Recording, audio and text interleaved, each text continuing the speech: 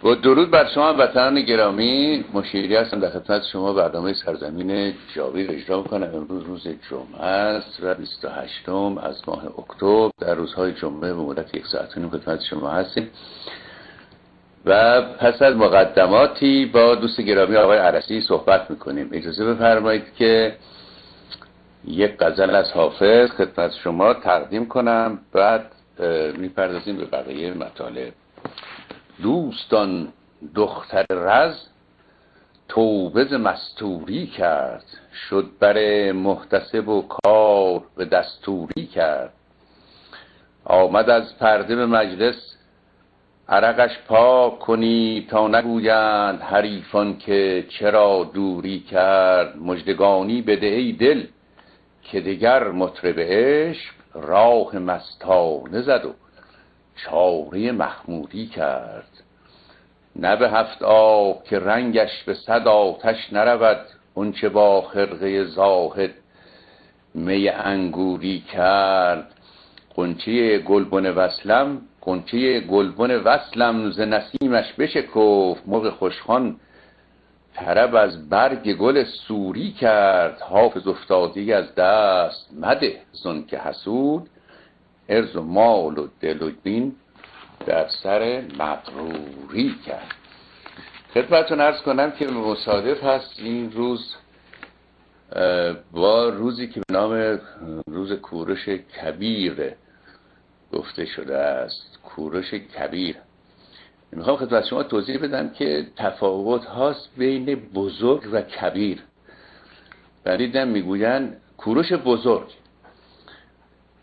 و کبیر رو جای دیگه مصرف میکنن، در حالی که عزیزان کوروش کبیر هست. یعنی در این تاریخ جهان این لقب کبیر یا گریت تاریخ به یک عده آدم داده است. یک لیست بلندی است. در واقع بعضی امپراتوران میگن کنستانتین د گریت یا جوستینین د گریت، اینها، و کوروش کبیر و داریوش کبیر و البته 2 تن دیگر هم پیش از عرب لقب کبیر دارن. شاپور دوم هست که لقب کبیر دارد و خشایارشاه که البته در نوشته‌های فارسی ما کمتر اینها رو کبیر می‌بینیم، اما تاریخ جهان اینها رو کبیر میشناسه. بعد از عرب هم ما شاه عباس رو داریم، شاه عباس کبیر. این کبیر خیلی بزرگتر از بزرگ هست. این است که نفرمایید کوروش بزرگ. باری شخصیتی نظیر کوروش، ما دیشب هم در یک مصاحبه با دوست گرامی آقای وارث که برنامه ورزشی دارن در تلویزیون پارس هم عرض کردم، مورخان بر این هستند که پیش از کوروش و بعد از کوروش شخصیتی نظیر او و با خصال او و با رفتار او هرگز در تاریخ انسان پیدا نشد. تأثیر کوروش در واقع نه بر تاریخ ایران که بر تاریخ جهان امروز هم مشهود است. حتی در کتب دینی یهودیان آمده است که میگوید خداوند کوروش رو از میان آدمیان انتخاب کرد که این کارها رو انجام بدهد. کوروش در واقع مؤسس امپراتوری هخامنشی است، نخستین دولت حقیقی در تاریخ جهان است، نخستین امپراتوری بزرگ. و عرض می شود که در باب رفتار او در موضع قدرت هیچ نظیری نداشته. واقعا کسی بوده است که توانسته با دلاوری و با رهبری ارتش خود 3 امپراتوری رو سرنگون بکنه و در واقع از رود سند تا اروپا جز امپراتوری بشه. تمام آسیای میانه یکی از بزرگترین امپراتوری ها و 3 امپراتوری لیدیان امپایر به قول معروف، امپراتوری ماد و امپراتوری بابل رو سرنگون بکنه و این دولت عظیم رو تشکیل بده. اونقدر بزرگوار بوده و انسانی فکر میکرد این مرد که هر جایی که میرفت در واقع وارد معابد مردم میشد، لباس اونها رو به تن میکرد، بردگان را آزاد میکرد. خوشبختانه این استوانه‌ای که به نام کوروش هست امروز در دست ما هست و واقعا مایه افتخار بشر هست. در واقع به عنوان نخستین اعلامیه حقوق بشر، کسی که به حقوق انسان نظر داشته. حالا در مغرب این سخن معروف هست که قدرت ایجاد فساد میکند و قدرت مطلق فساد مطلق رو با خود میاریم و مثل یک در واقع فرمول ریاضی اینجا شناخته شده است. اما در باب کوروش این مصداق ندارد. کوروش کسی است که بر سریر قدرت فسادی در کارش دیده نشد و این که کوروش رو ما میشناسیم از اون روزگار و در باب او سخن میگوییم، فکر میکنم کوروش نماینده بزرگی از فرهنگ این مملکت بوده.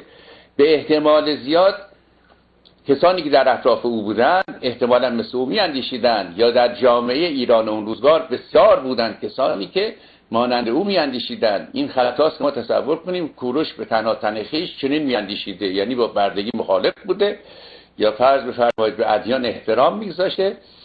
این خطاست. به احتمال زیاد عرض کنم که ایرانیان از بسیاری جهات مثل کوروش میاندیشیدن. کوروش در واقع اندیشه اونها رو نمایندگی میکرده و توانسته است که با کارهایی که کرده این قضایا رو جهانی و تاریخی بکند.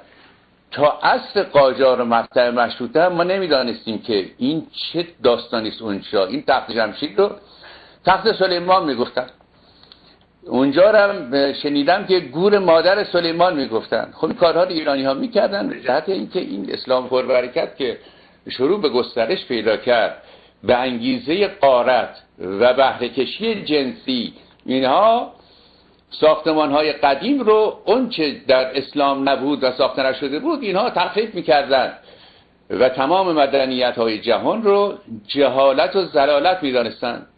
این است که بسیاری از این آثار باستانی زیر نام سلیمان و حضرت سلیمان و امامزاده فلان و اینا نگهداری شد. در اصل مشروطه هست که عرض میکنم که مستشرقین اینها به ایران سفر کردن، آدم های بزرگی مثل پروفسور هینینگ و هرتزفلد، به خصوص هرتزفلد در این منطقه بسیار بسیار زحمت کشید و لوحات بسیار کشف کرد و معلوم شد که اینجا در واقع تخت جمشید است و نه تخت سلیمان و این مقبره کوروش کبیر هست. حالا شاید که اگر میگفتن این متعلق به یکی از پادشاهان ایران هست، احتمالاً اسلامیان اون رو تخریب میکردن، همون گونه که بسیاری از ساختمان‌های روزگار قدیم رو خراب کردن و بر جای خوشبختانه مانده.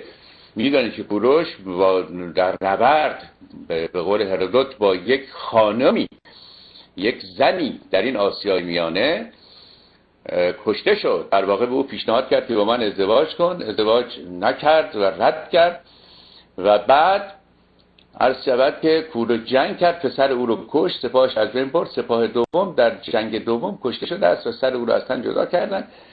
مشهور است که پسر او آمده است و در واقع کمبوجی سر و تن رو برداشته و به این منطقه‌ای که امروز هست در همین ساختمان عرض کنم که برجاست اونجا گذاشته. در روزگار قاجار عکس‌هایی که از این ساختمان هست، یک مشت علف از این ساختمان بیرون زده، چند دهاتی هم اونجا الاغاشون رو آوردن اونجا در سایه نگه داشتن. در روزگار بعد هم هیچ اقدامی برای تعمیر این مقبره کوروش نشد. این خیلی عجیب است واقعا. یعنی ما انقدر کوروش میکنیم و به سر قبرش میرویم و این داستانها رو به پا میکنیم، یک تعمیر کوچیک مقداری ملات بین این درز این سنگ‌ها کشیده نشد. حتی در روزگاری که از کنم اونجا جشن میگرفتن و سر قبر ایشون سخنرانی کردن که تو بخواب ما بیداریم از این داستان‌ها، حداقل یک چمنی در اطراف این، یک تعمیری از این ساختمان بنیانگذاری مملکت، هیچ. همینطور مخروبه باقی مانده و عرض می شود که هیچ اقدامی.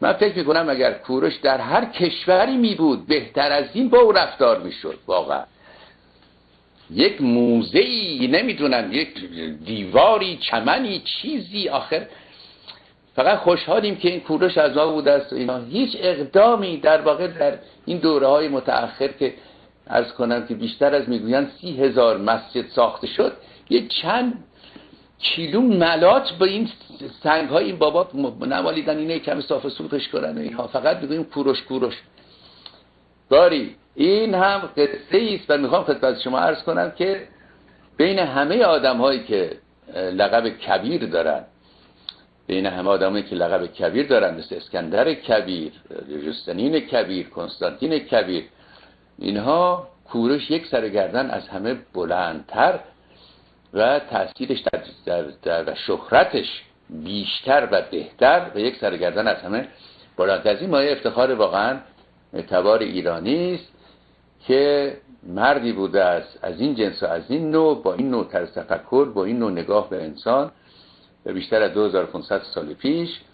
و این لوحه که کشف شده است اگر به دست ما میافتاد فکر می‌کردیم این حالت جنگیری است، یه چیزی گفته است دعا بخوانیم عرض کنم اجنه رو بگیریم.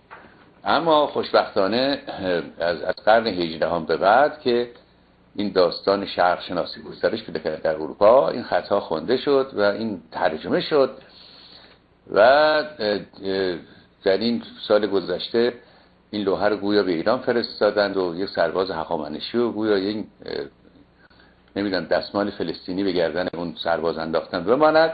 اما این لوحه برجاست، خوشبختانه قطعاتی ازش کنده شده، میگن پیدا شده، دوره بچسبانن اون چند کلامی که خوانده نشده بخوانن. خاطر یک اشاره‌ای کرده باشم به این داستان کوروش و در اخبار حتما دیده اید که زمزمه‌ای هست که عرض کنم این داستان انتخابات ریاست جمهوری رو از میان بردارن و خود مجلس رئیس جمهور معرفی بکنن. یعنی سیستم به طور فزاینده‌ای به سوی دیکتاتوری حرکت، دیکتاتوری بیشتر حرکت میکنه. داستان زندگی هیتلر رو هم که بخوانیم، این آقا رو که در واقع رئیس حزب نازی ها بود و در هر انتخابات یکی دو نفر میفرستاد داخل اون رایشتاگ، اینو فرستادن چند بار پیش فیلد مارشال هیندنبرگ که آقا این نماینده ماست، در نظر بگیر ایشون از کنم صدر اعظم بشه. بعد هیندنبرگ با این سخن گفت و نگاه کرد و اینا، بعد من اشاره کردم گفت این به درد پستی اینا میخوره، به درد عرض کنم که صدارت عظمای آلمان نمیخوره. باری با هزار فشار و خرابکاری ها که نازی ها در کار دولت میکردن، یعنی با رفتن به مجلس کمک به اون دموکراسی نمیکردن، چوب به چرخ میذاشتن، این آقا رو زیر فشارهای بسیار آقای هیندنبرگ نامزد کرد برای این که این صدر اعظم بشه. بعد گفت تنها هم نمیشود، این با آقای پاپن فون پاپن، این دو نفر باید با هم برند و بیان، این تنها نیاری اینها.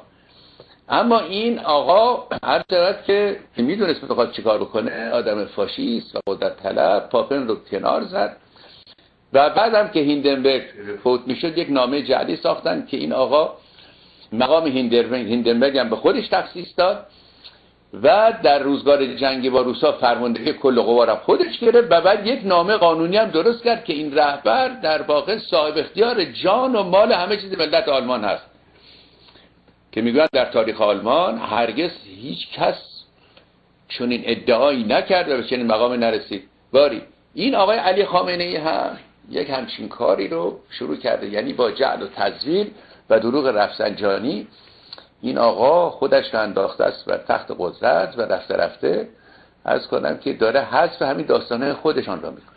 ما اگر نگاه کنیم به تاریخ گذشته ایران، در این 100 سال گذشته 4 رژیم در این مملکت حکومت کرده. یکی رژیم مشروطه. اصلا رژیم تعریف داره، 2-3 بار خدمتتون گفتم. رژیم یعنی اون مجموعه است در کشور، دستگاهی است که معلوم میکند چه کسانی حق سیاسی دارن چه کسانی ندارن. رژیم مشروطه ما داشتیم که در واقع در 4 دوره عرض میکنم مجلس مشروطه بوده، از مجلس پنجم دیگر نبوده و بعد 1320 رو داریم که دوباره مشروطه بوده تا 32 و بعد یعنی بینابین دیکتاتوری. یک رژیم پس مشروطه داریم، یک رژیم استبدادی داریم در روزگار رضا شاه، یک رژیم استبدادی داریم در روزگار محمد رضا شاه، یک رژیم اسلامی. 4 رژیم ما تجربه کردیم تا به امروز. وقتی هم مرحوم رضا شاه از قزوین آمد و کودتای 1299 عرض کنم که مقصود ایشان قدم به قدم این بود که این مشروطه رو سرنگون بکنن و قدرت به دست خودشون بگیرن.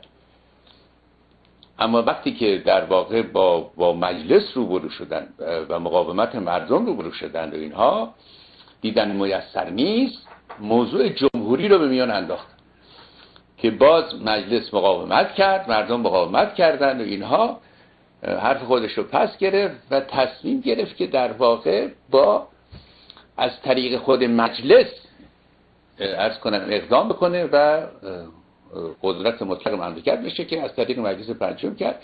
اون احمد شاه آدم ترسو بیورزه‌ای بود، رفت در اروپا اونقدر ماند و پشت سر قاجارها اونقدر تبلیغات شده بود و بدنام هم البته بودن تا در مجلس پنجم، در واقع در مجلس مرعوب پنجم رأی دادن و عرض میکنم که رضا شاه پادشاه شد و مشروطه تعطیل شد. در واقع میتوانیم بگوییم که در واقع حق سیاست از مردم سلب شد. حالا اقدامات مادی و اصلاحات و این همه حرفا بر جای خودش، ما داریم در موضوع رژیم اینجا صحبت میکنیم.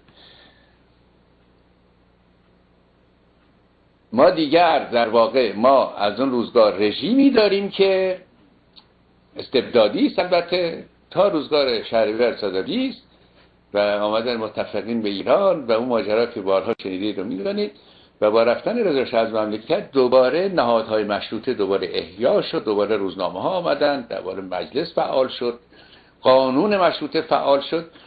این رژیم مشروطه که برگشت در واقع حق دخالت در امور کشور توسط مردم هم بازگشت، چون در قانون اساسی مشروطه حق ملت حفظ شده بود در اونجا تا سال 1332 که عرض شود که باز اون کودتای کذایی، یعنی بار اول دخالت انگلیس بود، بار دوم دخالت آمریکا بود با تحریک انگلیس که این حکومت مشروطه سرنگون شد و یک دولت دموکراتیک از میان رفت و عرض کنم که شاه جوان که آمده بودن ابتدا البته کارشون دموکراتیک بود، با مجلس و اینها برخوردهای محترم داشتن با نخست وزیرها و اینها. دوره عرض کنم قوام که تمام شده است، قوام السلطنه از روسیه برگشته و موضوع آذربایجان پایان رسیده و اینها، قوام البته به اروپا رفت. اینجاست که دوباره طرح براندازی مشروطه مطرح شده. آقای حکیم الملک بوده اینها شاه رو تحریک کردن که آقا شما بهتر از این مجلس مؤسسان تشکیل بدهید و حق انحلال مجلسین رو به خودتون بدهید و این عرض کنم که اون دو نامه بسیار بسیار معروف قوام رو در پی داشت که چنین کاری رو نکنید که دچار خشم ملت میشوید، که البته کسی گوش کسی بده کاری حرفا نبود و رفته رفته باز رژیم استبدادی جانشین عرض کنم که رژیم مشروطه شد و هرچه ما نزدیکتر شدیم به سال 57 که سال انقلاب هست، در واقع این دیکتاتوری به طور فزاینده‌ای مضایق رو بر حق سیاسی مردم اضافه می‌کرد به طوری که روزنامه دیگری نبود و در واقع حکومت یک نفری بود. چون نیکمینگری رو نگاه کنیم و منصف باشیم در میابیم. و بعد انقلاب شده است. بعد از انقلاب مردم گمان کردند که بسیار خوب، حالا دیگه انقلاب شد و حکومت مردمی خواهد بود و چنین و چنان و این آقا با اون عبا و ردا و اون عمامه و قرآنش و بند و بساطش اینها صحبت از آزادی میکرد. در نمیدونم در فرانسه و در تهران آمد و کمونیست ها آزادن، احزاب آزادن، در اسلام زنان آزادن. آی ارتشی نمیخوای آقا باشی از این حرفا، برق آب مجانی میکنیم با این ترفند و نیرنگ و حیله عرض کنن که قرار بود مجلس مؤسسان تشکیل بدهند، با حقه و ترفند و نیرنگ اون کار رو نکردن، نشستن یک تعداد آخوند و ملا. این قانون اساسی که در واقع میتونم بگم از این قانون اساسی به عوض که ملت سربر کنند 12 امام و الله مدینه و پیغمبر و قرآن و عرض میکنم که حبیب ابن مظاهر و عرض شود که اینها از این قانون اساسی بیرون آمدن. در واقع این چنین است رنگ این قانون اساسی و تا زمانی که این قانون اساسی بر این مملکت هست کار به جای نخواهد. قانونی که با بسم الله الرحمن الرحیم و نمیتونم دعا به ائمه و این داستانهای دینی باشد به هیچ جا راه نخواهد برد و جز بدبختی و ادبار و نکبت چیزی نخواهد داشت. چون داستان حکومت یک کار این دنیایی است، یک کار زمینی است و این آدم‌های زمینی مشکلاتشون زمینی است و قانون زمینی که البته آخوندها از ابتدای تاریخ مخالف هم بودند که این قوانین الهی در قرآن شریف و کریم آمده است و ما باید اینها رو مد نظر قرار بدهیم با اونها حکومت کنیم. تا چنین سخنی هست در واقع و چنین اندیشه‌ای هست و چنین عمل کردی هست، روی آزادی این مردم نخواهند دید. یک کتاب اینجا من دوستی فرستاده است، نمیدانستم چنین کتابی هم دارم، آوردم خواندم، میبینم که به چه بهانه ها آمدن این هموطنان بهایی ما رو گرفتن که سرهنگ بوده، یکی نمیدونم آموزگار بوده، فرقه ضاله بهاییه، و گرفتن تیربارون کردن که این آقا بهایی بوده. شما فکرشو بکنید. بعدم شروع کردن این داستان هیتلر که هر روز یک چیزی می نوشت و خودش قانون می کرد در همون مجلس آلمان. امروز یهودیان از دندون پزشکی بیرون، فردا یهودیان از نمیدونم دانشکده‌های فیزیک بیرون، پس فردا یهودیان از امور تجارت بیرون. یک همچین کاری بلایی به روز مثلا فرض کنید بهایی‌های مملکت ما آوردن، حق تحصیل از اونها گرفتن، نمیدونم بزرگانشون رو کشتن، یه تعداد هنوز زندان هستن. یک چنین عرض میکنن که نگاه جهنمی به جامعه، واقعا یک چنین تبعیض غیر انسانی در کشوری که ما ادعا میکنیم کوروش داشته ایم و چنین و چنان، واقعا غیر قابل تحمل. یعنی تا زمانی که حکومتی آمد و حد دین رو معلوم کرد، حد خوب و بد رو معلوم کرد که این دین که من میگم خوب است، اون دین بد است، اصلا بحث دین کار دولت نیست. این قانون اساسی درست کرده برد. بله، یک جاش هم نوشتن که خب این اقلیت ها درست آدم نیستن، یعنی فحواش اینه چون نیست، اما ما در حق اینا مهربان باشیم. اینم شد قانون. نمیدونم ماده 199 چنده، شما حق اختیارات رهبر رو که ببینید که مردم هیچ حقی ندارن در این مملکت. عجیب جایی است این سرزمین ایران. هر کس به چوب قدرت رسید دشمن مردم شد. عجیبه واقعا.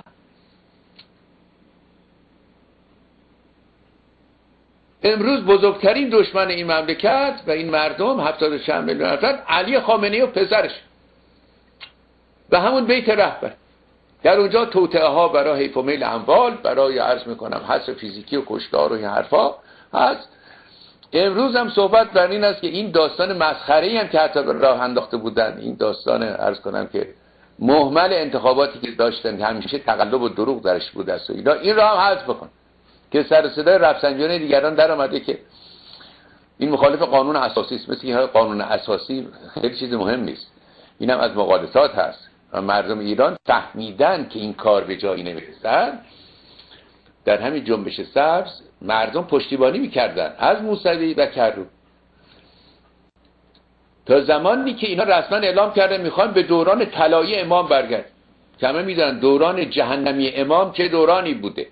و امروز دیدم در لندن از BBC خواندم که در دانشگاه آکسفورد یک گروهی مشغول تحقیق ماجرای قتل‌های در واقع چگونه عرض کنم قتل عام 67 68 هستن و یک وکیل انگلیسی بود که سخن گفت که ما داریم تحقیق میکنیم که اینا طرح قبلی بوده که بعد از خمینی اینها مخالفان رو بکشن، چه تعداد مردم کشتن، چه تعداد جوانان رو به قتل رسوندن در این زندان‌ها و در همون عرض کنم که گورستان خاوران جمعی رو به خاک سپردن و نشان میداد که چگونه بعد اینها نمیدونم تراکتور گذاشتن و نگذاشتن که کسانی که میرفتن برای سر زدن به این خاک که عزیزان اونها در دل این خاک خفته است اونجا مانع شد و قرار است پرونده تشکیل بدهند و ببرند به سازمان ملل متحد. من امیدوارم که چنین کاری بشود به جهت اینکه قتل‌های 61 67 68 این مطلبی نیست که بشود فراموش کرد، این داستانی نیست که بشود جارو کرد زیر فرش. این تعداد جوانان این مملکت رو از چپ و راست و میانه و مجاهد و نمیدونم فدایی و غیره و اینها فقط به خاطر موضع گیری، موضع کفرآمیز و الحادی از نظر اینها کشتن اینها. چنین حکومتی با چنین ماهیتی واقعا نمیتواند عدالتی در این جامعه برپا کنه.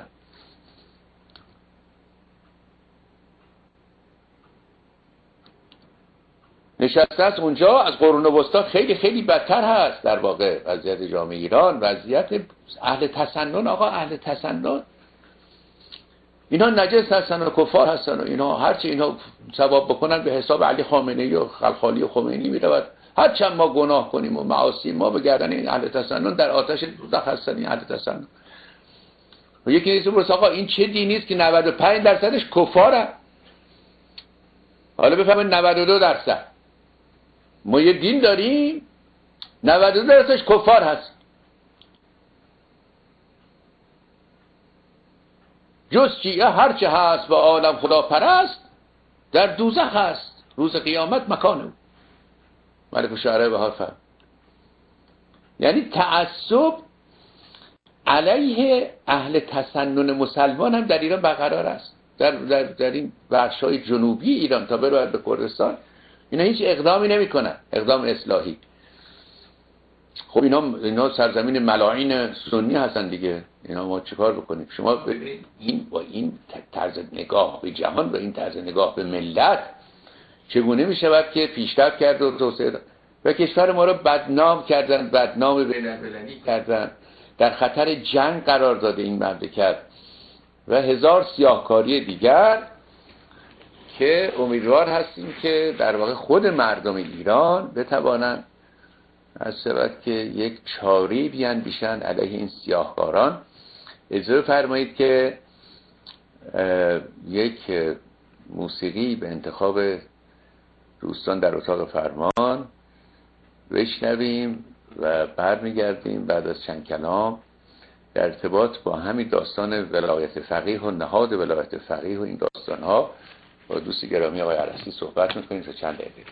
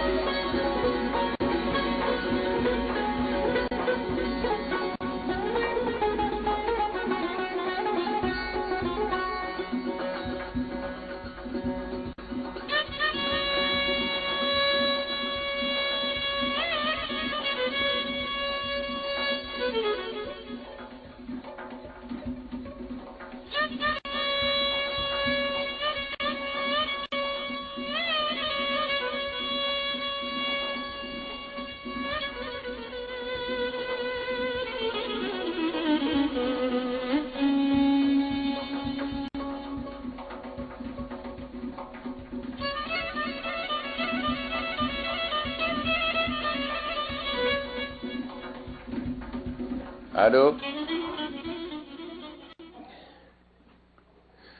با درود بر شما وطنان گرامی.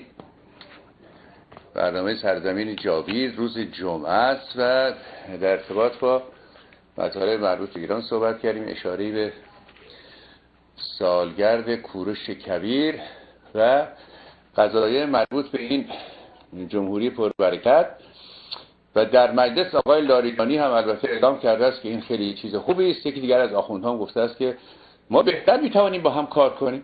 یعنی اگر این رئیس جمهور مثلا انتخابی ما باشد، ما او رو بهتر میشناسیم، میخوام چیکار بکنیم این انتخابات و اینها. عرض کردم خدمت شما این یک استبدادی است با رویه‌ای از دموکراسی. در واقع یعنی خلافت اسلامی است با یک بازی برای فریب مردم. یعنی داستان مجلس و غیره و اینا همه بازی است، اینا مصلحت بوده. و بعد که انتخابات آمریکا شد و در طریق تلویزیون و رسانه ها دیدن، خب این خیلی چیز جذابی است واقعا. یعنی عرض کنن که کاندیداها با هم صحبت میکنن، هم نقد میکنن، عرض کنن که برنامه هاشون رو نشون میدن، خیلی جذاب آمد. آقایان خواستن هم چیکار رو بکنن و این به تضاد در واقع یک سیستمی که از پشت دیکتاتوریسم به نمایش دموکراسی خب به تضاد برخورد کرد و این تقلب بزرگ. و همه میدانن که شمارش این آرا در واقع به نفع آقای موسوی بود و بعد این آقای احمدی نژاد از صندوق به در آمد. داستان خنده آور و این جنایات فجیع و عجیب که انجام گرفت و آقای علی خامنه‌ای هم البته عقب نشینی مطلق نفرمودن از موضع خود و دیدید که گفت در اون روز جمعه گفت که شما مسئول هستین و بعد کشتار. حالا ماندن که چه بکنن؟ ماندن که آیا انتخابات دیگری دوباره برای ریاست جمهوری، که البته در یک تحلیلی من در یک جایی خواندم که گروهی هستن که بر این هستن که عمر این دولت را می شود طولانی کرد به شرطی که آدم‌هایی بیایند که دارای جاذبه‌های سیاسی و اجتماعی باشند و معمم هم نباشند، مثل اون آقای قالیباف. و نتیجه گیری کرده بود که قرار است که آقای قالیباف بیاید و عرض میکنم که کاندیدا بشود و رفته رفته آخوندها رو از این مراکز قدرت کنار بزنند، شاید بشود که این رژیم مرده رو حیاتی نو بخشید با آوردن آدم‌های جدید و این قانون اساسی رو حفظ کرد و این حکومت جمهوری اسلامی رو حفظ کرد. حالا ببینیم چه خواهد شد. اجازه بدیم با آقای عرسی صحبت کنیم. الو، درود بر شما جناب مشیری. درود بر شما آقای عرسی گرامی، حالتون چطوره؟ سپاسگزارم. شما چطور هستید آقای مشیری؟ خسته نباشید. قربان شما، قربان شما. حالتون خوبه؟ سپاسگزار شما هستم. خوب هستم من. بله آقای مشیری، شما چطورید؟ بسیار خوب. آقای عرسی داشتم صحبت می‌کردم، البته امشب یک عرض کنم تبی و سردردی هم هست، عرض کنم که نشستم صحبت می‌کردم در ارتباط با این ولی فقیه و این موضوع، این عرض می‌کنم این قانون اساسی و این طرح جدید که می‌خواهن این در واقع انتخاب رئیس جمهوری رو هم دیگه در عهده مردم نباشد بلکه مجلس انتخاب کند. خودگویی و خودخندی، عجب مرد هنرمندی. خواستم نظر شما رو بپرسم به طور کلی در ارتباط با این ساختار که از ابتدا قرار بود چه بشود و چه شده است و به کجا می رود. میخواستم ببینم که نظر شما چیست آقای عرسی گرم. والا آقای مشیری، بنده هم الان در هر حال شاهد یک فاجعه بزرگی هستیم و اون که بالاخره این آقای ولی فقیه به دنبال اون تئوری هایی که در مورد ولایت مطلقه فقیه داده شد سالها پیش، بله، الان در تلاشی که تمام قدرت مذهبی، نظامی، سیاسی، اقتصادی، همه چیز مملکت در اختیارش قرار بده. بله. و الان دیگه دعوای ایشان جناب مشیری فقط با ملت نیست یا با رقبای خودش نیست، بلکه دعوا و جنگ الان داره جنگی است بر علیه اطرافیان خودش. دیگه الان دوستی ایشون نداره، چون فقط نوکر میخواد، فقط بله زار مطلق میخواد. و به همین جهت ایشون بعد از اینکه اون جنبش سبز و اونگونه با قساوت تمام، با بیرحمی و قساوت و جنایتکاری اون جو سرکوب کرد، اومده سراغ تمام اون خرد قدرت هایی که اطراف خودش وجود داره و میخواد تمام اونا رو در هم بکوبه. خب یارکار خودش هاشمی رفسنجانی رو که عمری با هم مبارزه کرده بودن، بله، اونجوری اونو با خفت و خاری بیرون کرد و اونجور عاجز و درمانده و بی‌آبروش کرد. بله. عرض کنم که افراد دیگری هم که قبلا مثل آیت الله منتظری و صانعی و روحانیون بزرگ دیگر رو به اون شکل با بیرحمی، با بی‌تربیتی و توهین و افترا اونجور اونا رو از میدان بدر کرده بود و ایزوله کرده بود. حالا افتاده به جان یاران خودش و از طرف دیگه نهادهایی که در قانون اساسی بوده و احساس میکنه ایشون که در برابر قدرتیشون قرار گرفتن. الان دو نهاد جناب مشیری شروع کرده این به داغون کردن.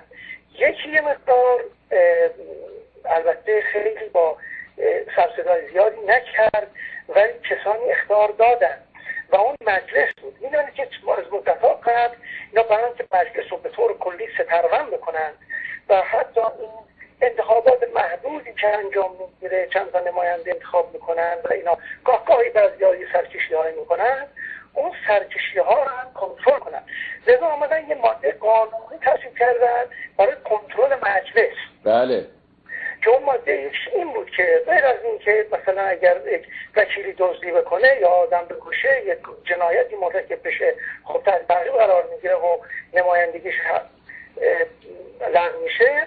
آمدن یک ماده قانونی دیگری تصویب کردن که اگر وکیلی در سخنان خودش، نماینده مجلس شورای اسلامی اگر در سخنان خود حرفی بزنه، ایده رو بیان بکنه که بر علیه امنیت کشور باشه، قابل تعقیب اون نماینده. حالا مفهوم امنیت کشور یعنی چی؟ اون چیزی که خود اینا تفسیر میکنن. حالا طرف هر حرفی بزنه، یه نماینده مجلس هر حرفی بزنه، اونو حمله بر این میکنن که برخلاف امنیت مملکته و میتونن هر بلایی دلشون میخواد بر سرش بیارن. به عنوان نمونه این آقای متحری که از اصولیون مثلا خود ایشون الان آمده استعفا داده. میدونید که از سرمنشأ استعفایشون اینه که میگن که ایشون در سخنرانی آخر کردن گفتن مجلس داره تبدیل میشه به بخشی از بیت رهبری. بله بله. بله دیدید حتما خودتون و اعلام کرده که ایشون خودشون گفته بودن که من نه توانایی رو دارم، نه حق اونو دارم، نه امکان ندارم که در هر چیزی دخالت بکنم. حالا که در عمل ایشون نشون داد که مثلا آمدن این آقای وزیر ارشاد اسلامی یه اتفاقاتی افتاده در فرانکفورت، ایران رو دعوت کرده بودن، میدونم پول داده بود در اونجا شرکت بکنه در نمایشگاه کتاب فرانکفورت، ولی چون این وزیر ارشاد تحت تعقیب بین‌المللی نرفتن و اون مرکزی که ایران گرفته بود اونجا همونجوری محل غذا خوردن و آشغال بودی اونجا بالا مونده توی نمایشگاه. بله. که خواستن ایشونو پرسش داشتن از ایشون، سوال بکنن که این داستان این نمایشگاه کتاب چی بوده و جریانات دیگه در سینما ایران اتفاق میفته و اموری از این دست. آقای حداد عادل میگه که آمده و در مجلس گفته که شما حق ندارید این آقای وزیر رو ازش پرسش کنید، برای اینکه سیاست‌های فرهنگی مملکت رو مقام منظم رهبری داره تعیین میکنه. خب این از وضعیت مجلس. جنتی آقای مشیری میگه که ما رفتیم خدمت آقای رهبر و به ایشون گفتیم که این نیروهای مسلح مخصوصا سپاه بالاخره اینا به چه شکلی باید تحت نظارت قرار بگیره، تحقیق و تفحص که از زمان لازمشون در مورد انجام بگیره. میگه برگشتن گفتن که هیچ چنین چیزی لازم نیست، این خط قرمزه، کسی حق نداره راه بیفته بیاد از نیروهای دیگر در مورد سپاه و ارتش و نیروهای مسلح و این گارد ویژه خود آقا و تحقیق و تفحص بود. این از وضعیت مجلس که اینا اینجوری خورد و له کرده و مجلس الان هر عملی میخواد انجام بده مجلس رو داغون میکنه. این طرف هم که این نهاد ریاست جمهوری است، یعنی هر جایی که جنبه یه مقدار انتخاباتی داشت اونجا احساس میکنه که روی مردم قرار میگیره، پس برای اون نهاد باید برچیده بشه. و حالا این بخشاتی هم هستش که برای این ریاست جمهوری درست کردن که از حالت ریاستی یا پرزیدانسیل به قول معروف در بیاد بیرون و از حالت پارلمانسی به خودش بگیره و نخست وزیر بیاد رئیس جمهور بشه، یه چیز بازیچه هر وقت خواستن بزنن سرشو بندازنشون طرف.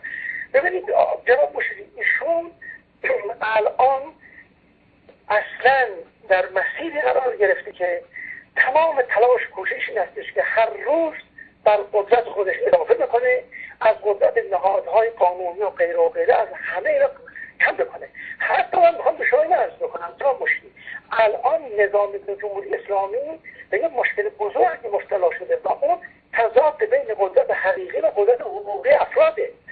در این مورد بله بفرمایید.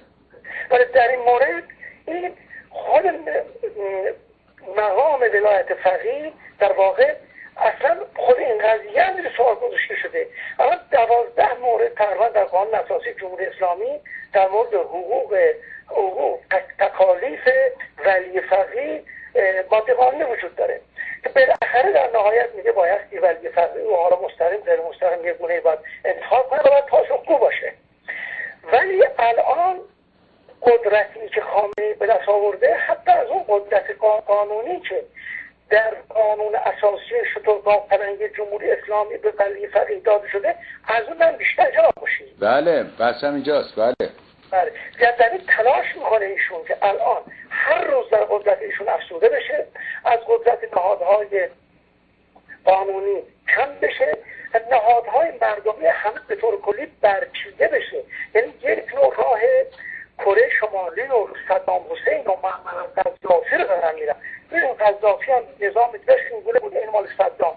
یه سری کمیته های جماهیریه وجود داشت که نهادهای خلقی بودن، 70,000 نفر عضو اونجا داشتن، مثل این بسیج و سپاه پاسداران که در این کشور 4 میلیونی داره که 70,000 نفر حدود خیلی بزرگی است. عرض کنم در این نهاد 15,000 نفر این کار نمیشه خودش داشت و بعد این طرف قبائل بود، قبائلی که بخشی طرفدارشون بودن، بخشی مخالف ایشون که سرنگونیشون هم بیشتر از طریق این قبائل غرب ایران صورت گرفت، قبائل ساکن منطقه غرب.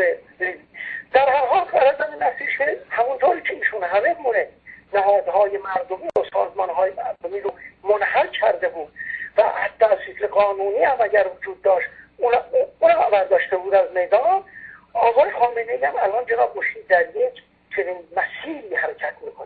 از در ذهنی ایشون الان یک فرد کاملا آشفته، بیمار، ترسو، مضطرب و هر روز که میگذره ترس از دست دادن قدرت روز به روز ایشون رو فاسدتر میکنه. ناچار مجبور هستش که برای بقای خودش هرچه آدم فاسدتر رو بتونه پیدا بکنه که بتونه جوری بماند.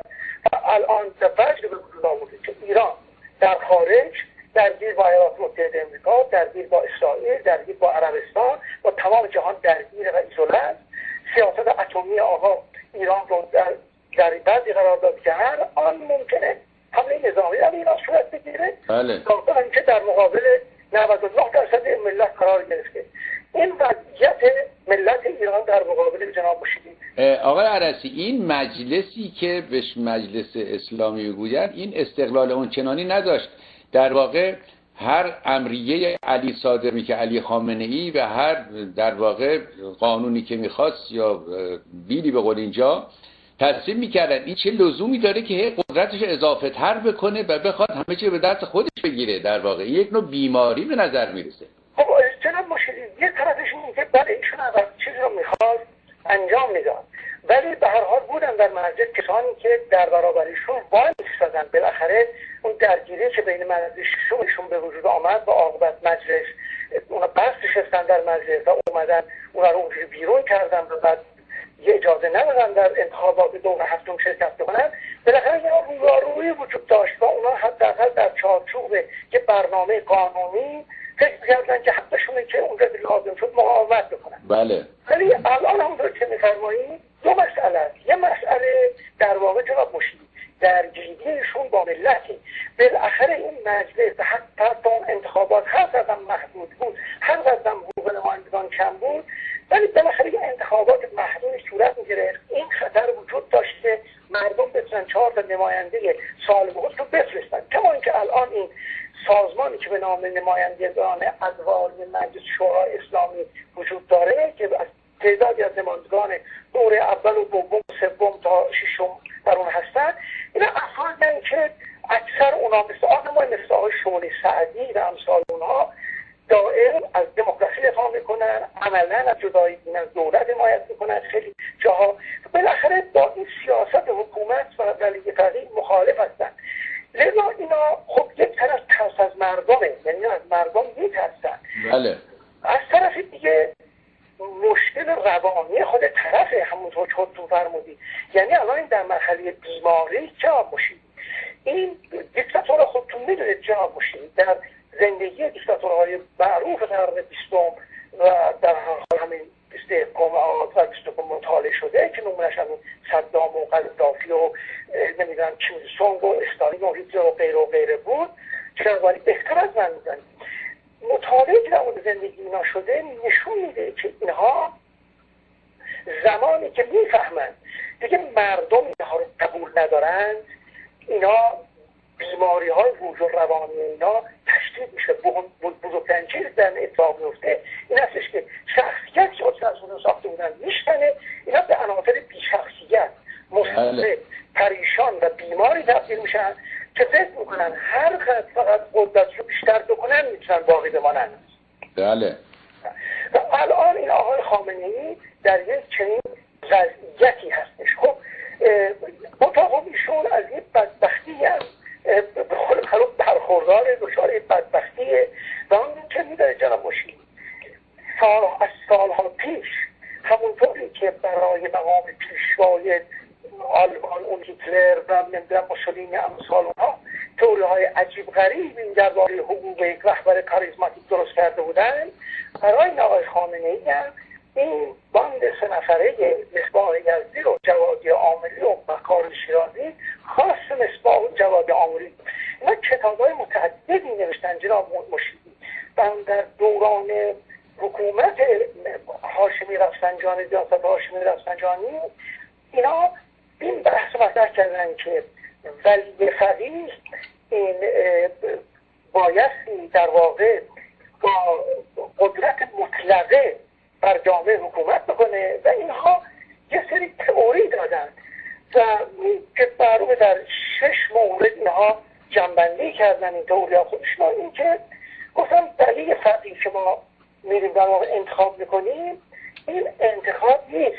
این نوشته جوادی آملی، این یکی از در حال مجتهدین مهم و پرنفوذ حوزه قم، میگه که ولی فقیه رو در واقع ما کشف میکنیم. قبلا ایشون از طرف خداوند برگزیده شده، منتها مجلس خبرگان در واقع ایشون رو کشف میکنه. این یک مطلب. مطلب دوم میگن که این ایشون که ما انتخاب کردیم، این ولی فقیه آقای علی خامنه‌ای که ما انتخاب کردیم، این انتخاب از نوع انتخاب وکالتی نیست.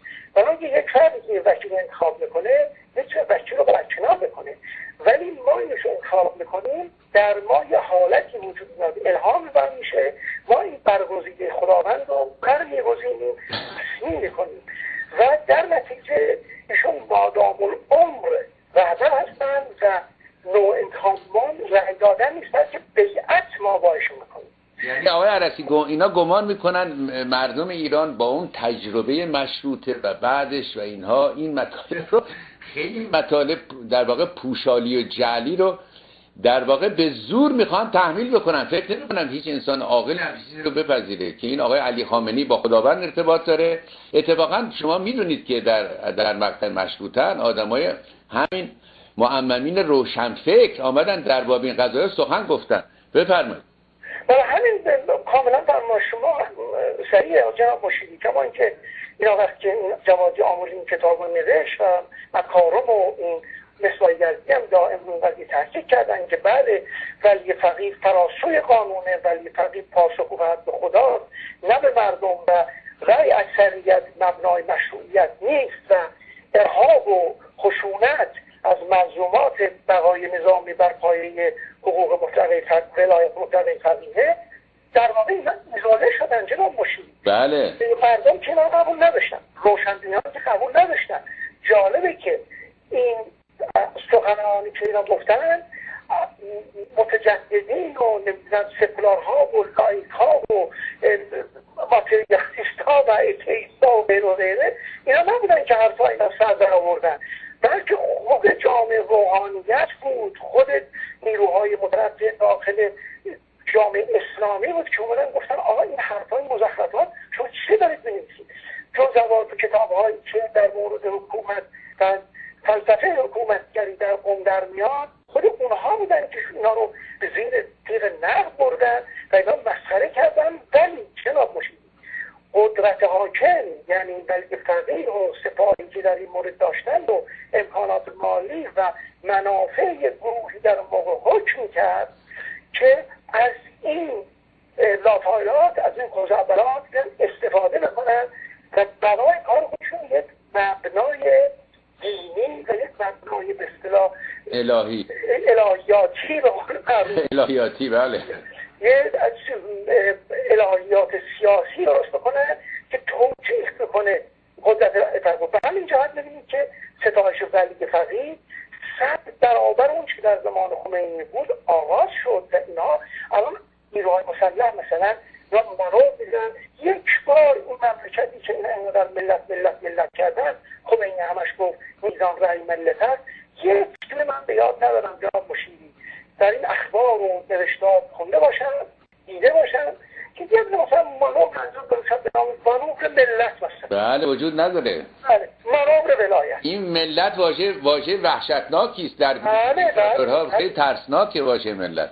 ملت ها یه واژه وحشتناک شده، برای ملت ذوق میکنه این واژه ولایت فقیه رو. بله اینا الان به مسخره میگیرن و الان هیچ کسی به اندازه خامنه‌ای و مقام او و روحانیتی که او و امثال او داره نمایندگی میکنه در بین مردم مورد مسخره قرار نمیگیرن. اینا خودشون میدونن. شما ببینید اون سالها پیش وقتی که اینا اینقدر در مورد امام زمان میکردن، یک جوانی یک داستان کوچولوی آقای مشیری چند صفحه‌ای نوشته به نام کنکور وقت ظهور. بله این داستان کوچولو خیلی بامزه کنکور وقت ظهور که آب شد، این میلیون ها نسخه چاپ شده در سراسر ایران پخش شد. این ملت باهوش، این ملت بله 4000 سال اینها اسکندرها و عرب و بله مغول و دیگران و جنگ اول و دوم و این همه تجربه دیدن. یه ملت بزرگی است ملت ایران، منتها از یه جنبه به نظر جناب مشیری یک بدشانسی تاریخی آورده. این از سوق الجیشی و بعضی از اتفاقاتی که خودتون میدونید افتاده و به خصوص این استبداد عرض کنم که طولانی که در این کشور بوده و دیکتاتوری 50-60 ساله پهلوی، همه اینا وضعی در ایران به وجود آورد که این مردم نتوانستن استعداد عظیم و بزرگ خودشون رو منصه ظهور برسونن. بله. هر داوری خوشبختانه یه فرصتی پیش آمده، ملت ایران اونجا قدرت و خودشو نشون داده. ببینید جناب مشیری، همین سینمای ایران که الان بخشی از بزرگان و اون فعالان اون در زندان ها افتادن و الان در زندان هستن، تحت فشار قرار دارن. شما ببینید در یک فرصت کوچکی که به دست آمد اینا و به دست اینا افتاد، حکومت مثلا فکر می‌کرد که سینما رو تقویت بکنه، سینمای اخلاقی و معنوی رو که در اون خشونت نباشه، سکس نباشه به وجود بیاد.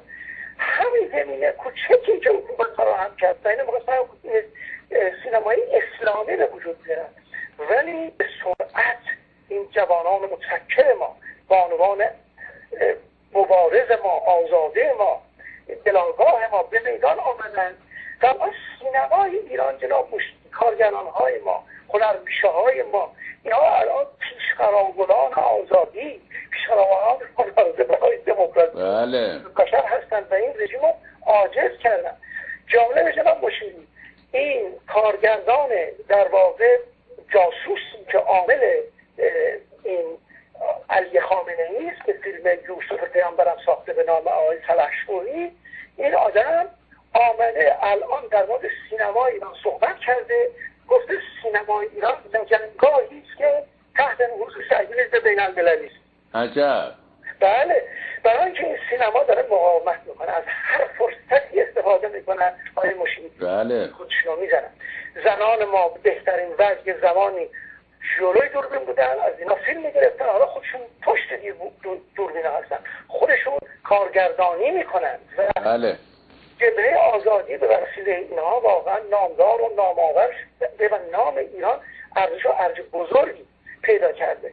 ولی معلوم است که ملت ایران اینو نخواهد تجربه. منتها جناب مشیری یه سوی قضیه دیگه این هستش که متاسفانه یک نوع بدآموزی سیاسی در ایران وجود داره و پراکندگی فکر وجود داره و اونم این هستش که حضرت عالی خودتون مطلعید. بسیاری جا وجود دارن که صحبت میکنن مثلا ضربه رو باید ما وارد بکنیم به این آقای احمدی نژاد، یا نمیدونم دعوا بر سر جنتی یا شورای نگهبان، یا دعوا میخوام ببرم به طرف مجلس، این تمام کسانی که برگزیده ها برکشیده های خود این ولی فقیه هستند. در دوران جنبش سبزن یه اشتباه بزرگی انجام گرفت و اون نسلش که رهبران جنبش تمام مبارزه رو متمرکز کردن روی این احمدی نژاد و یاران و فکر کردن که ضربه داره اونجا وارد میشه. حالا که قضیه واقعا چیز دیگری جناب مشیری، نمیدونم حضرت چه فکر میکنید در این مورد و فکر میکنم من تمام مشکل امروز جامعه ایران، دولت و ملت و همه جریانات مختلف مذهبی غیر مذهبی لایی سکولار غیره همه اینها میاد در وجود این علی خامنه‌ای گره میخوره جناب مشیری. بله، مرکز استقلال قدرت اونجاست. بله تنه اصلی اونجاست. بله تمام این افراد درکشیده او هستن. بسیاری من از این گروه‌های خیلی سالم سیاسی رو دیدم متاسفانه میگن که ما مثلا نباید به منطقه حمله بکنیم تا بتونیم مثلا از طریق اون احمدی نژاد رو بزنیم بشه تضعیف کرد، یا نمیدونم جنتی و شورای نگهبان بشه تضعیف کرد. حالا که این یک اشتباه عجیب تاریخی است، یک واقعا استیگماتیسم سیاسی است. بله غلط می‌بینیم وقایع رو. این آقا این مستبد کور، این آدم بیمار، این شخص مضطربی که نام او علی خامنه‌ای است و امروز در برابر ملت ایران قرار گرفته و ایران در پرتگاه سقوط قرار داده، این فرد تمام از اون نوع تفکر ایشون استفاده میکنه برای اینکه افرادی نظیر قاضی مرتضوی و جنتی و نمیدانم این جنایتکارهای مختلفی که وجود دارن اینا رو بر سر کار میذاره. وقتی که اینا میرن جنایت میکنن، آقا در موضع قاضی قرار میگیره، آقای علی خامنه‌ای. بله. که خود ایشون به همه اینا رو برگزیده. شما حتما به خاطر دارد جناب مشیری، وقتی که اون گنار میردال، اون اقتصاددان معروف و متفکر سوئدی سالها از زمان محمد شاه آمد ایران و بعد اون کتاب معروف ایژین دراما رو نوشت، ایشون در یکی از مصاحبه‌های معروفش میگه که من ایران رفتم متوجه امری شدم، با اون اینکه من متوجه شدم تمام بالاخره مشکلات ایران گره خورده در محمد شاه باید یک کاری بکنه، یا اصلاحات بکنه یا کنار بره. در غیر این صورت به فاجعه در ایران اتفاقات افتاد که اون فاجعه میگه که من بعید میدانم که به جای سالم ایران رو بتونه ببره، به وضع بهتر ایران رو بتونه برسونه. بله. ایران هم الان اینجوریه 100 بار واقعا 1000 بار بدتر از اون دوران.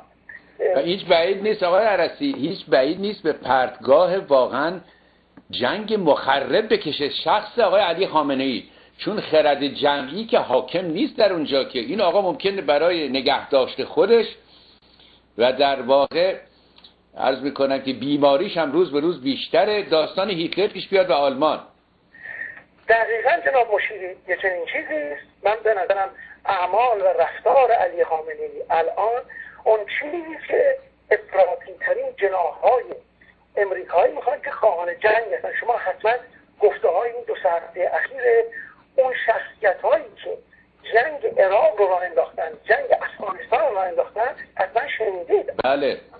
اون بجام کریستور اون در هفته‌نامه استاندارد مثلا نوشته که قاطعانه صحبت میکنه از ضرورت حمله نظامی به ایران. در آقای آندرو مکارتی که این عضو FBI نوشته که ما باید فقط با حمله نظامی کلک ایران رو بکنیم. بله. بله.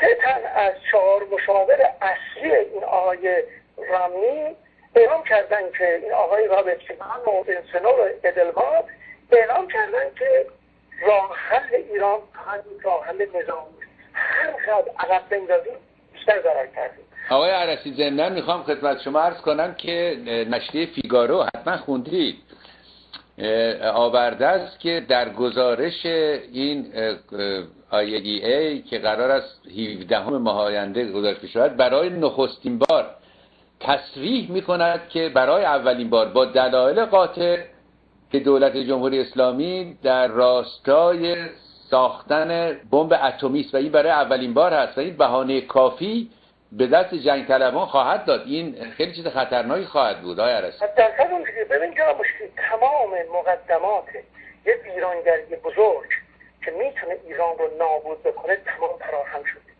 ببینید این آقای خامنه‌ای جناب مشیری بنده میخوام این عرض بکنم حتی اگر این قصه ای که اینا دارن بمب اتم میسازن درست نباشه، یعنی واقعا غلط باشه، بله، نوع سیاستی که جناب مشیری ایشون داره جلو میبره این علی خامنه‌ای، این هیستری ضدیتی که با اسرائیل و آمریکا و غرب داره و این نوع مخفیکاری‌های عجیب غریبی که میکنن، این شعار که اسرائیل باید نابود شود، هر وقت حرف میزنه آمریکا رو متخطاب قرار میده، پرچم آمریکا رو میذارن زیر پای خرمانان و پاسداران و بسیجی‌ها.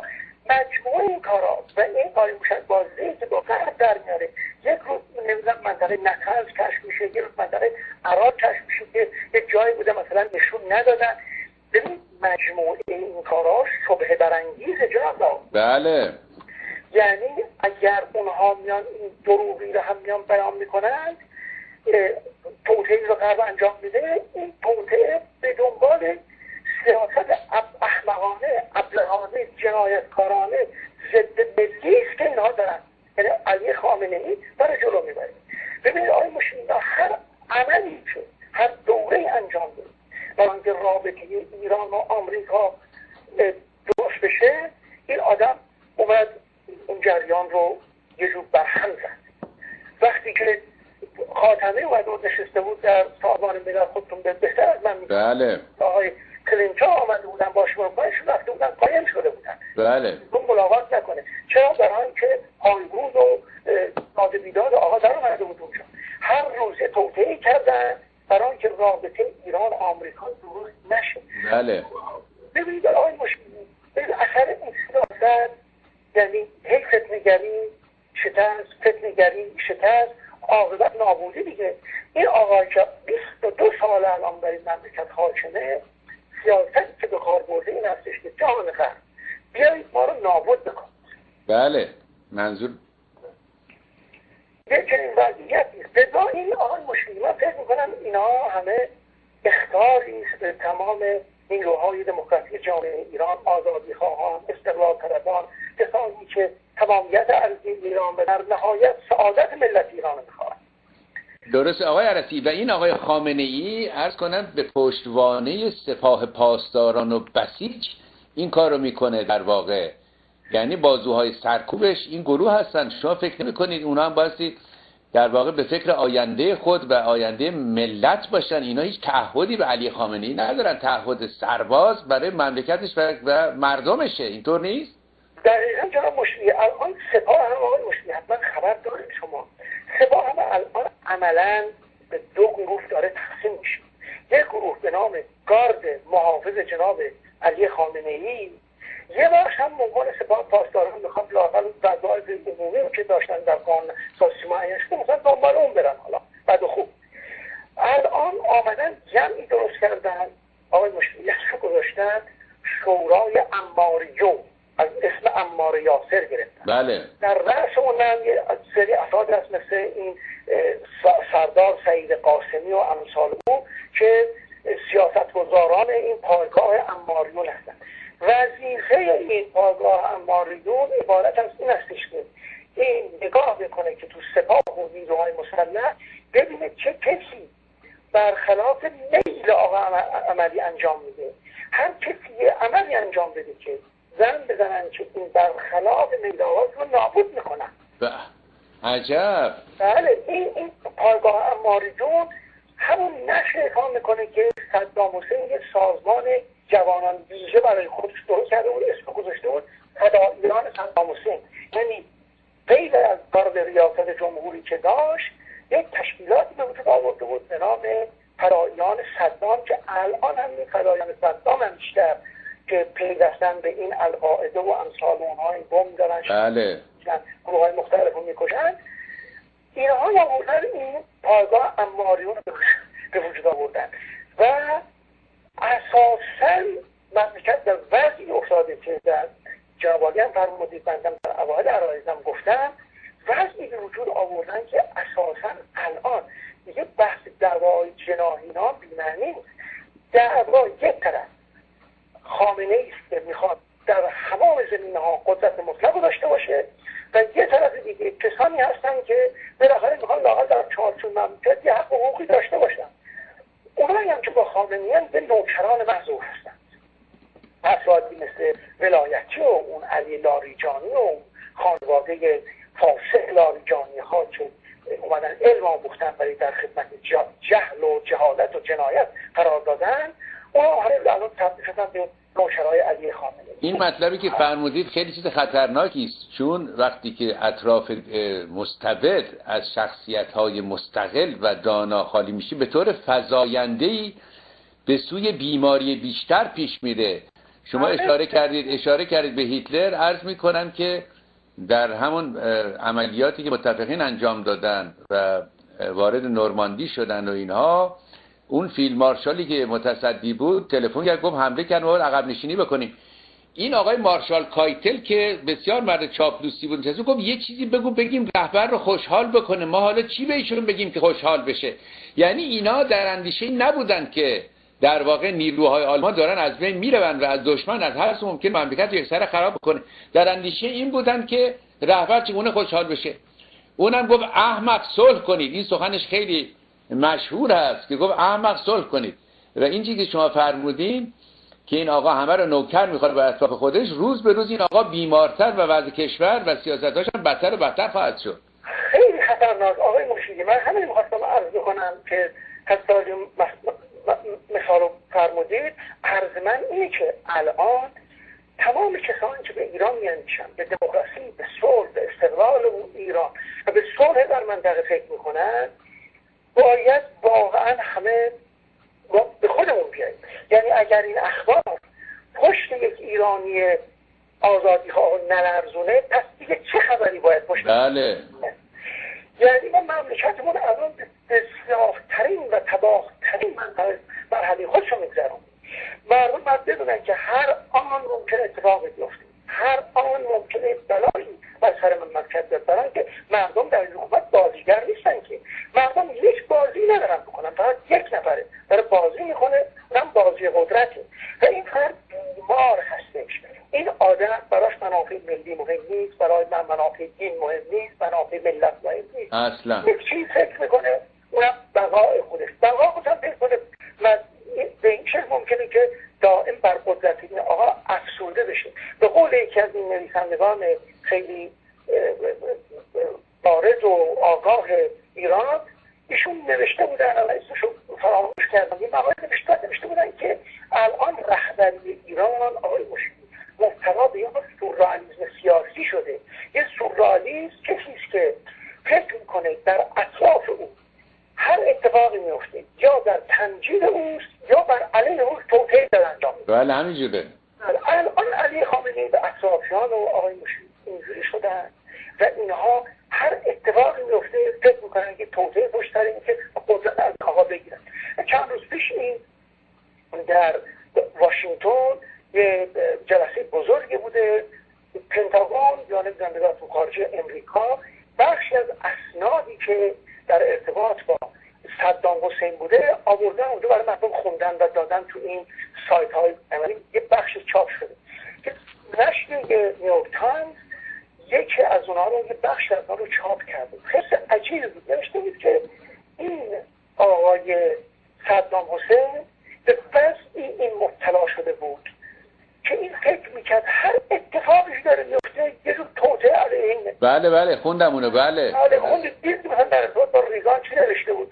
میگه مثلا ریگان آمده بوده، خب میدونیم ما اون داستان فروش اسلحه به ایران و اون پولی که از ایران گرفته بودن مختصری بود داده بودن به اون مخالفین در کشور آمریکایی لاتین بله خاموش کردن. بله عرض کنم مخالفین ساندینیستا داده بودن، بله کمک کرده بودن. دیگه وقتی خبر این آقای صدام حسین شنیده بود، دیگه آمده بود میگفتش که ما آمریکاییان نیستن توطئه کردن، توطئه علیه عراق. آمریکا میخواد که عراق شکست بخوره، حالا که دیدن که در تمام زمانهای دوران جنگ امریکایی‌ها مستقیم غیر مستقیم پشتیبانی بله کمک کردن. بله آباکسان نمونا کمک کردن به تمام پول اون شرط‌نشین‌هایی که اونا نوکرای آمریکا بودن، پول شرط‌نشین‌ها بود که صدام حسین در مقابل ایران نگه داشت.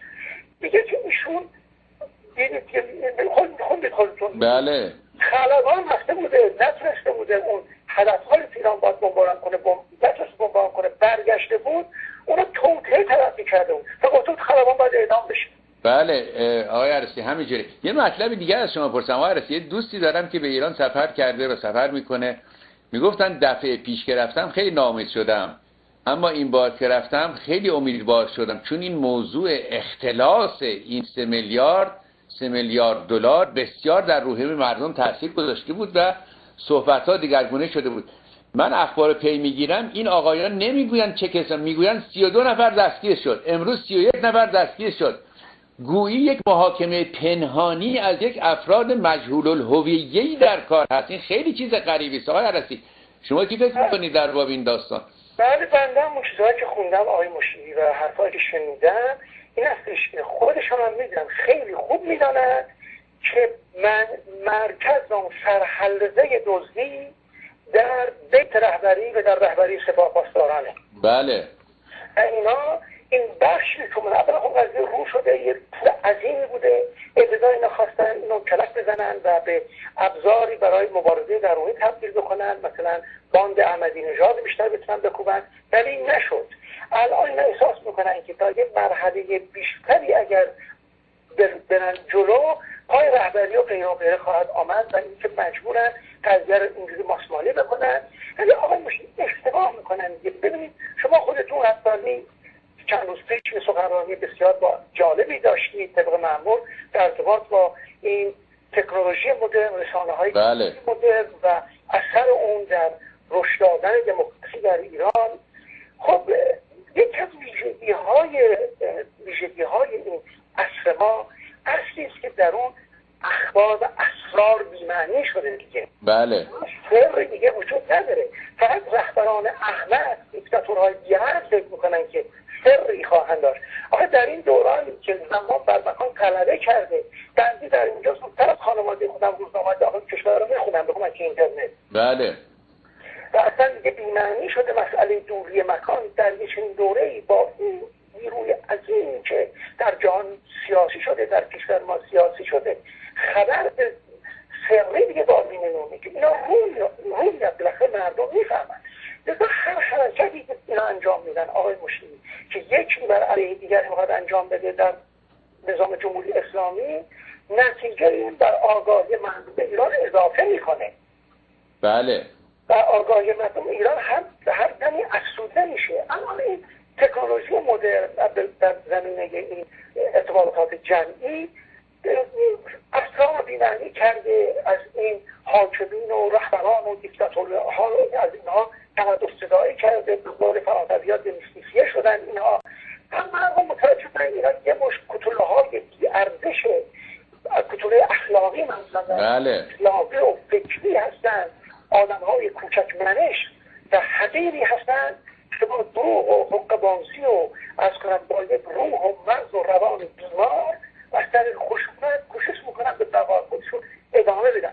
مردم ما خوشبختانه مردمی هستند در این حال فرهنگ ما، ادبیات انسان پرور ما، امید دهنده ما، همه اینها کمک میکنه به ملت ایران که از این مشکل بزرگ جلدن بیرون، به شرطی که جناب باشید، به شرطی که واقعا اینها مردم ایران در گروه‌های سیاسی، سازمان‌ها، احزاب و گروه‌های مختلفی که داخل خارج وجود داره الان حمله و متمرکز کنن روی ولی فقیه به عنوان اون عمود خیمه این نظام استبدادی.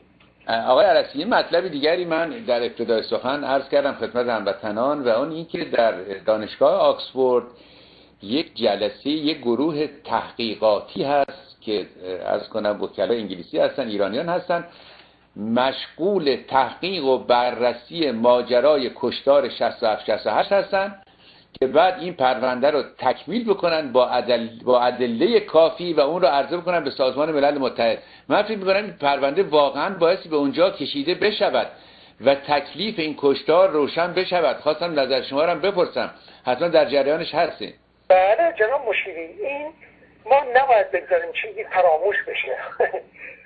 نباید بگذاریم چیزی فراموش بشه. یک اتفاق عظیم افتاده و یکی از اصلی ترین گرداننده ها همین خود آقای خامنه‌ای بوده و الان اینا حاضر نمیشن. اصلا مجرم بودن اینا آقای مشیری در اینه که حاضر نیستن یک کلمه در حرف بزنن. اصلا حرف نزدن. بله. پس این خودش نشون میده که حاکمین دست داشتن. بله. دست داشته در قضیه. بله. من گمان میکنم ما هر قدر بتونیم مسائلی که در کشورمون داشتیم، از جمله ماجرای قتل عام وحشتناک سال 67، ما اونو بتونیم تبدیل بکنیم به حرکتی برای آزادی خواهی، به حرکتی برای تأسیس دموکراسی، به حرکتی علیه استبداد و بتونیم بقایای مشروعیت این حکومت رو در هر جایی که وجود داره از بین ببریم و از طرف دیگه واقعا این بقایای رو باید درس‌های خوب از این گرفت، از این ماجرای قتل عام 67 ایرانی‌ها بتونن با هم بیشتر متحد بشن. بنده یک بار در چندین بار در این جلساتی که در ارتباط با بزرگداشت این شهدای این واقعه برگزار شده بود همیشه شرکت کردن من گفتم. من یک جلسه‌ای بود برگزار شده بود که ارامنه مناسبت 80 سالگرد یا 70 سالگرد در پاریس برنامه گذاشته بودن به خاطر این همین قتل عام ارامنه که میگه رقم 600 700 تا 1 میلیون نفر گفته شده. در اونجا پیامی از طرف این مسئول یونسکو و یک سری از نویسندگان بزرگ آورده بودند و خوندن در اون مجمع. حرفی که اونا زده بودن این بود که ارامنه عزیز، شما که چنین واقعی وحشتناکی در تاریخ شما اتفاق افتاده، شما از این واقعه چه نتیجه میخواید بگیرید؟ آیا فقط میخواهید اونو تبدیل بکنید به یه امری برای اینکه انتقام بگیرید و خودتون رو مظلومتر نشون بدید و روح انتقام جویی و شونت و اینها رو بخونید تربیت کنید، یا میخواهید از اون واقعه این مرواری فکری رو استنتاج بکنید؟ بله. فکری رو استنتاج بکنید که ما چه کنیم که این معجزه‌ان این جنایت به صورت گرفته اونا ما براندازیم، ولی نظام به وجود بیاریم که دیگه به هیچ وجه چنین اتفاقاتی نیفته. عرسی عزیزم وقت تمام شد. خیلی خیلی ممنونم. خیلی استنتاج جالبی کردید از این بحث پایانی. از شما سپاسگزارم. 3 بار من اشاره کردم که وقت ما تمام شده است. دوست گرامی جناب عرسی از شما ممنون هستم. تا خدمت شما خواهیم رسید. هفته آینده صحبت میکنیم. با درود بر شما و هموطنان گرامی، برنامه در اینجا به پایان رسید. به اتفاق دوست گرامی و عزیزم آقای رزاقی که اینجا نشستن و حرفای ما گوش میکنن، از شما تا برنامه دیگر خداحافظی میکنم. از امیر در اتاق فرمان سپاسگزارم و شما هموطنان همزبانان که توجه فرمودید. تا برنامه دیگر درود بر شما. جاوید ایرانزمین. زنده باد آزاد.